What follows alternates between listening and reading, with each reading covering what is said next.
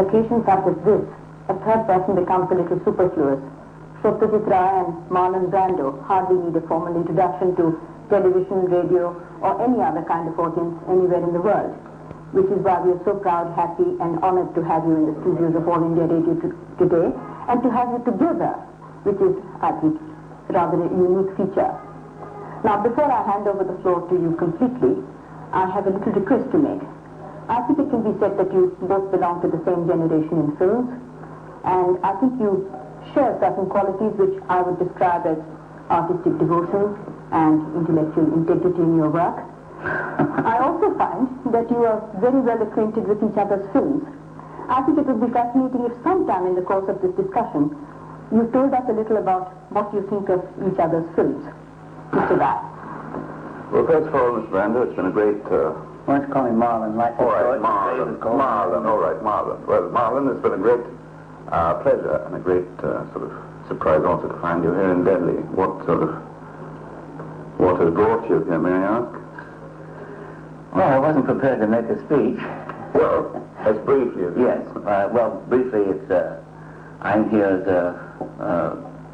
sort of on a survey on behalf of the United Nations UNICEF program, which is interested in seeing what artists will make themselves available for a show that we're going to put on, hopefully in the United Nations General Assembly very soon on behalf of UNICEF, and we hope to get the very best artists from all over the world, as well as some of the children who have participated in the UNICEF programs in that they have received benefits from UNICEF, and also have the children participate in the program. And so far we've met with a great deal of success, and we look forward to a very prestigious occasion in which people from all parts of the social spectrum will be there, and it would be wonderful if this could go on yearly.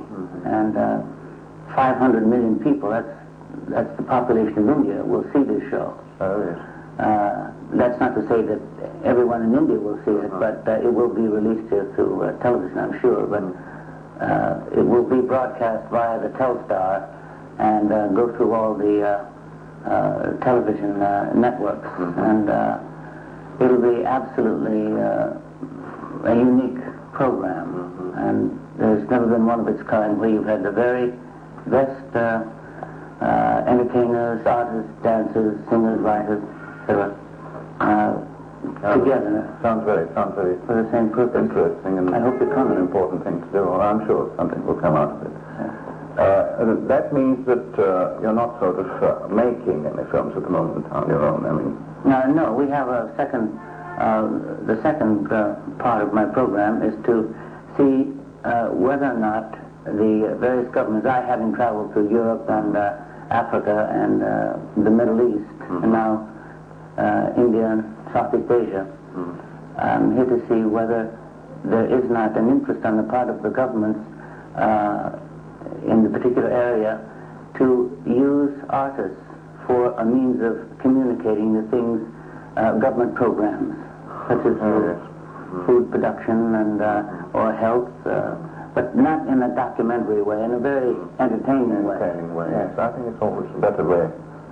Yes, if people are... to think of the audience in the wider sense, particularly in India. Yeah.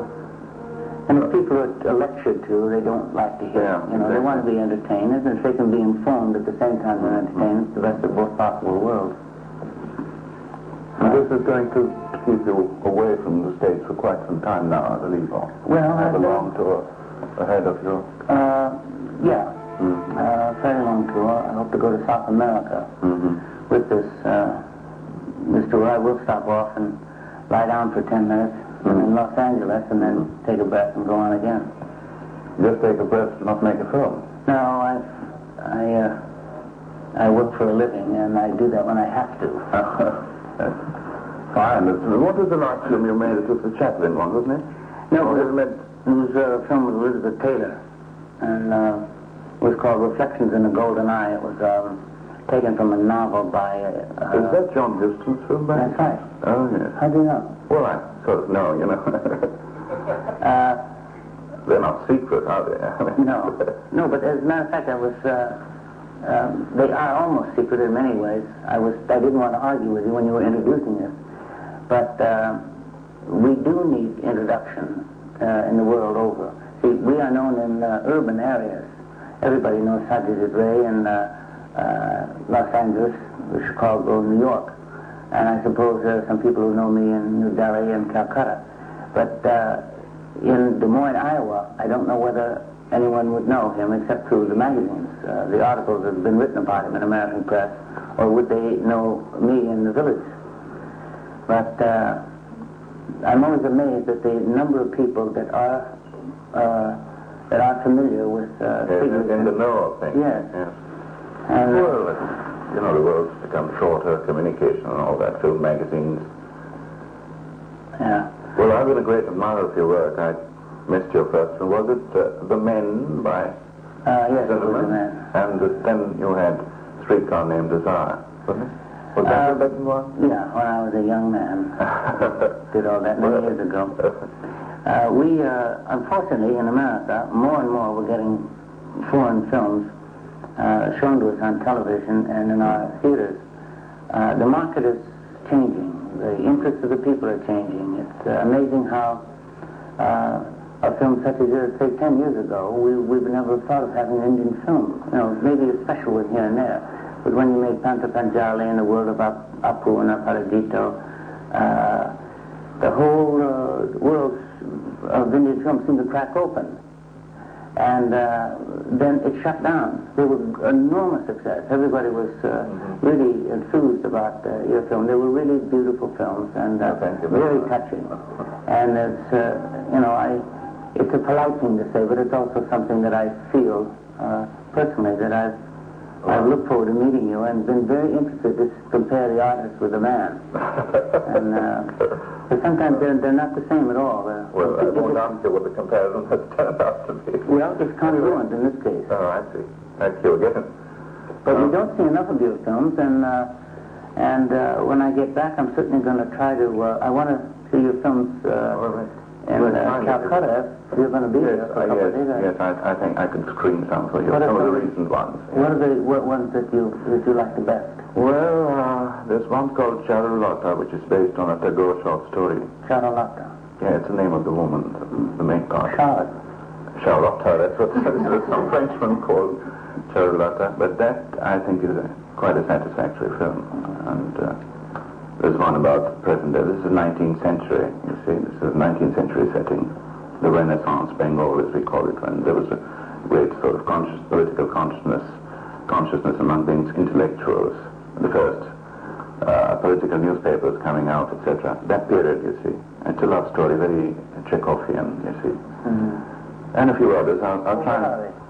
Well, there's Mahanagar, the great city, which is about present-day Calcutta, middle class. Jobs, problems, etc.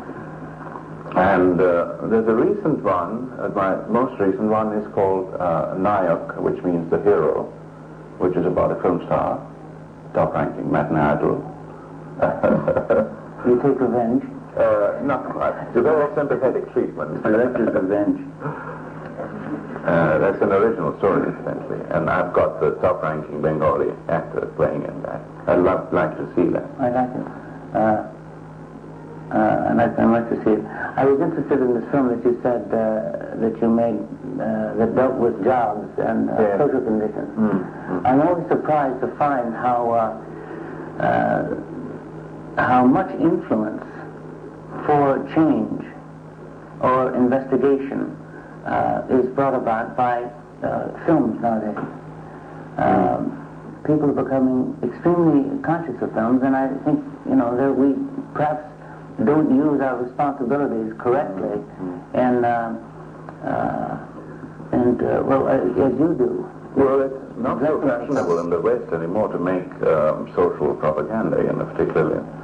You know, you have, that's considered to be the domain of a certain propagandistically inclined countries, you see. At France, you rarely find anything which touches on social problems in quite that sense. Well, unfortunately, here in India... Well, it's required, I think, to a certain extent, up to a point.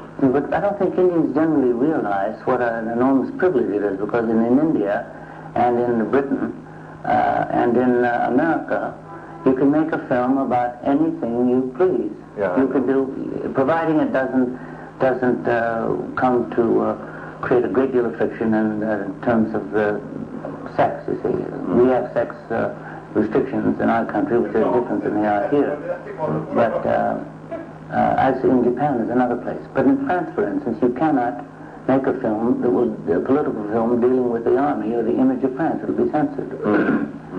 And so it's a rare privilege to, there are not many countries where this obtains. But you see, as a director, I would say that I don't like to seem like a prophet in my films. You see, I don't want to state a point of view with, you don't hammer it, you see, so it doesn't sound too propagandist.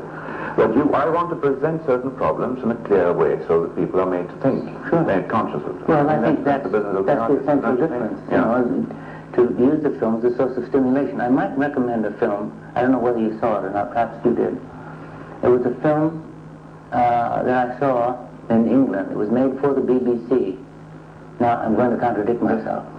This film was made by a young fellow by the name of Peter Watkins. Oh, this is War Game. The War Game. And the British television would not allow that film to be shown on television. And they commissioned it. And they commissioned it. Then they banned it. Yes, and it was, I wept when I saw that film. Usually, you know, we go to see a film and we'll sit there and we'll say, oh yes, well, now what's going to happen? And yes, that's funny. You know, we take that attitude. We're not involved in it. But that film really reduced me to tears. And it was at some point I had to put my hand over my eyes. I couldn't look at it. So where did you see it? I saw it in England. And in a theater? No, I saw it in a private showing. Oh, I see. Yeah. But they've exhibited the film now publicly. I know. But the German television, they tried to get it released to American television. Of course, they haven't been successful. But the German television company has talked to Peter about making a film of that kind for German television, which might break the precedent. And I'm very excited about that prospect.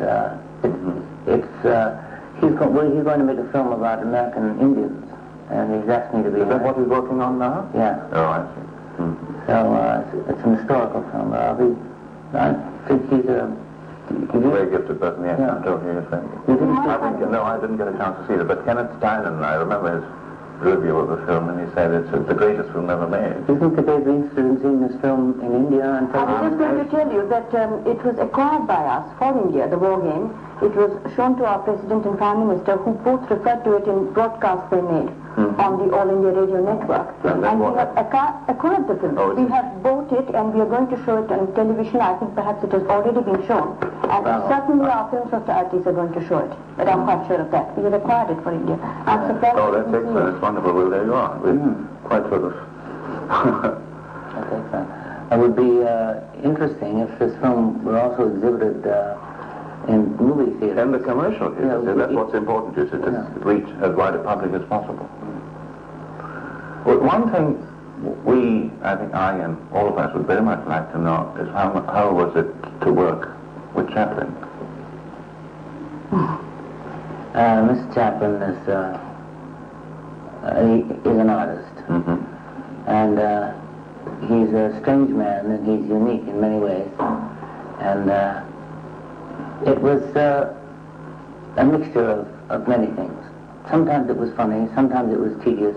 Always it was under pressure because he worked all the time. He's a man of 76 years, and he is jumping up and down all the time. And actually, when you work with him, you just simply become a puppet. There was one scene where we were sitting at a table and someone was blowing smoke in my face. We're on this boat, and I'm looking at this person, and this smoke is coming in my face, and I was waving the smoke away like this. And Charlie came running up to me and says, "Oh, no." He says, I don't like this 2-finger business." He said, "Use all 4 fingers." So I said, "No, right?" So I used 4 fingers. But he plays every single part in the film, and he'll act your part, and then he'll act your part, and decide what he's going to do, and then he'll jump back and play your part, and then he'll come over and answer his own interpretation, and it was interesting. I don't know how well the film will do, but it hasn't. Has it played in the States? No, it isn't. Hasn't played in the States. It got absolutely roasted. crucified the film. The English critics just went out after him with a hatchet. Of course, and Chaplin had it. And then in Paris, he got we got some very enthusiastic reviews. Some of them rave notices. But I don't know. Have you worked with any of the new younger American directors like Frankenheimer and... No. You haven't? You haven't worked with Kubrick? No, I was going to work with, I wanted to work with Stanley, and we were making up this film. One-Eyed Jack. One-Eyed Jack, but we were already $300 already paying the actors, and we hadn't shot a foot of film, because we were still writing it. And the actors were just standing by. I was in Hollywood when Stanley was about to make One-Eyed Jack, and then of course you took over. No, well, Stanley said, I said, listen, Stanley, we've got to make a decision about this. He said, well, I can't make a decision, the picture isn't done. And I said, well, I can't afford you not making a decision. And he said, well, then I've got to go do something else, because I can't go any faster than I'm going. So, well, did you enjoy directing? No, it's too tedious. It's, you can't play, act. Oh, yes, I can both the things. Yeah, I'm much more interested in directing now than I am acting. Oh, but not directing you, not yourself? Not directing myself. It's too hard. Probably, no. You lose your perspective. Didn't you ever act? No. You don't have to say it like that. No, I agree with you. No, it's better to be behind the camera. Again, it would be too tedious, you see. Well, I suppose one must ask you in which film you have enjoyed acting most. I think I enjoyed Mutiny on the Bounty because we got to go to Tahiti. And that's one of the benefits of being an actor. You're able to go to Japan and Europe. Would you enjoy being able to go to India? Yes, I enjoyed it. Would I or did I? What would you? Well, I am here enjoying myself and extremely stimulated. And I've read a good bit about India, and then it's very interesting to read about a place and then come to it to see if the things gel, and to meet people from India.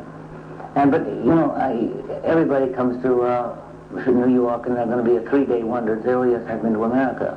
And it's not descriptive of America at all. By any means. Nor as if I were to go to Delhi or Bombay or Calcutta or Hyderabad, it would not be a clear indication of what it was. But if I were to go to the country and Lucknow or some of the historical.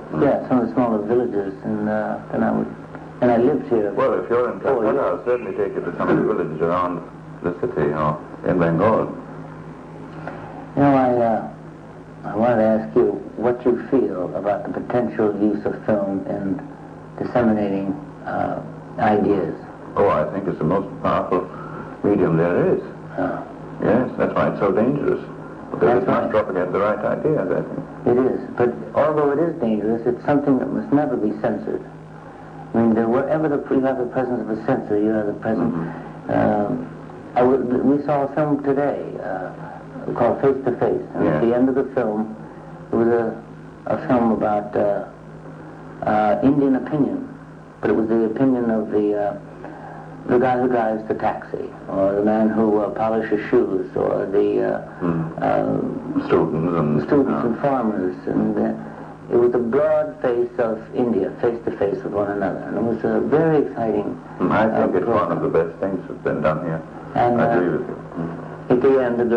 At the end, the last comment that was made was that the freedom of expression was the most precious gift there was. That the Indian government offered its people, and I don't know whether that's, you know, you wonder sometimes whether the freedom of expression is equal to freedom to eat, or to have enough to eat, but I think it's even more important than that. Do you think any perceptible change has come over the American films over the last, let's say, 20 years? Because everything is changing everywhere. The whole, I think, face of the cinema itself is changing. Style is changing. Well, everything's changing. Everything's changing. I was. Do you regret the fact that? Do you have any such feeling that the films in the 40s were much better than they're now? You know, some people say that. No. The good old days are gone, that sort of thing. Well, I think that change is it's inevitable, and there's no sense in Regretting or longing, having some kind of nostalgic feeling. It's gone, and we're getting older. Something else will take its place. Yes, and things, we might as well adjust to it. And I would like to see films, perhaps more. Now, you see, we have what they call the underground film movement in America. Yes, Andy Warhol and the rest of them. What do you think of that? Well, I think it's about time. But you see, America was asleep for years and years and years. We were asleep, and they said, oh, nothing can happen here, everything is fine, probably. And we're all well-fed and happy, and then suddenly we had an explosion, the Negro Revolution. And America was just absolutely taken back, because all we do is read in the paper about the revolution in Nicaragua or the riots in Delhi or something here, and then suddenly in our own country we're having race riots. We can't imagine the impact of that on the American people. And the participation of students was a very important thing, because students, for instance, changed the governments in many parts of the world, namely in Turkey, for instance. They absolutely took over and changed a bad government, replaced it with a better government.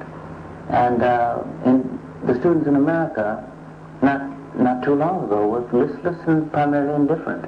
But now they're vital about the Vietnam War. They take a position about race prejudice and policies of the government and this and that and everything. And they're into everything. And it's becoming a much more vigorous. Yeah, but at the same time you have this phenomenon of Allen Ginsberg and his group, and the strange interest in the East, and even marijuana and drugs and LSD. Yeah. Because it's still in a sense a pioneering nation, because we are, in a sense, the spearhead of the onslaught of the technological age. And all the miseries of the first miseries of the technological age will fall to us. As other nations come up, it'll fall to them. I'm sure there are community frictions that perhaps don't exist here at this moment, but they could explode, just as it happened in America. And we have, many problems to face.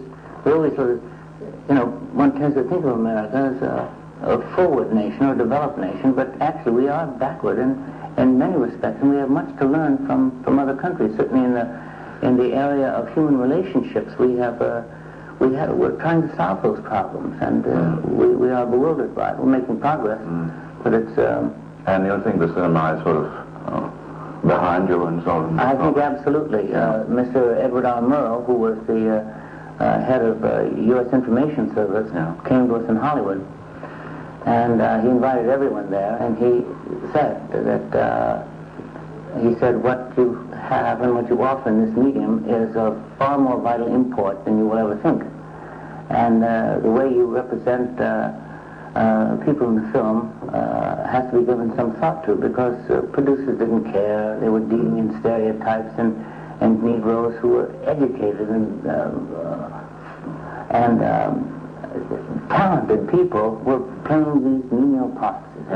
Or they wouldn't simply, they refused to play them because they said... infectious. Yes. Yeah, I remember that. So that's on the way out now. And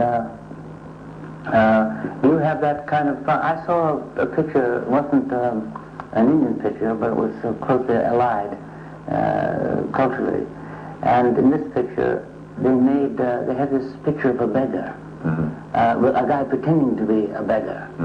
And to me it was shocking that the audience should have laughed at it in the first place, or no, that the man should have played that in the first place, and he was crippled and twisted, and it was shocking to me that a joke was made of that kind of No, thing. it's in very bad taste. I think it should go completely out of the whole thing.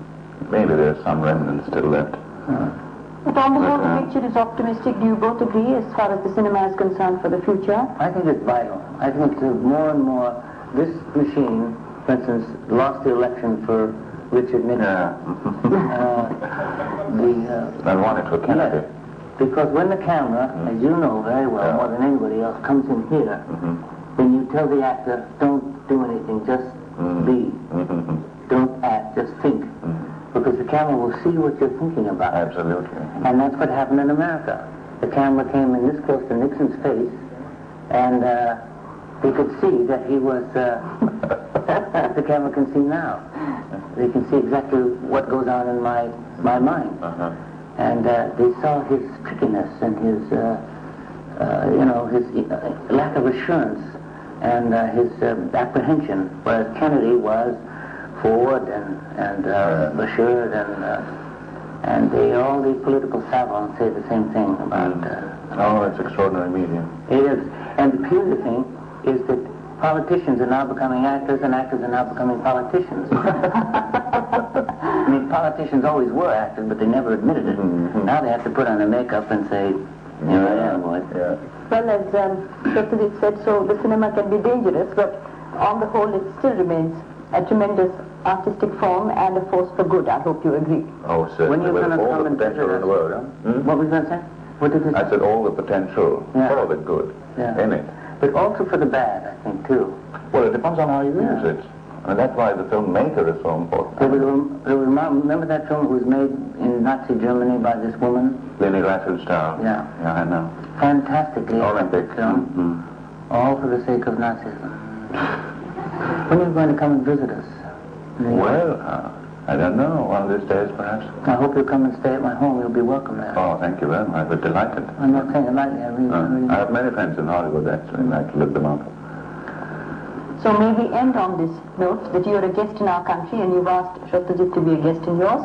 We hope you'll come again here anyway. Thanks, and you'll always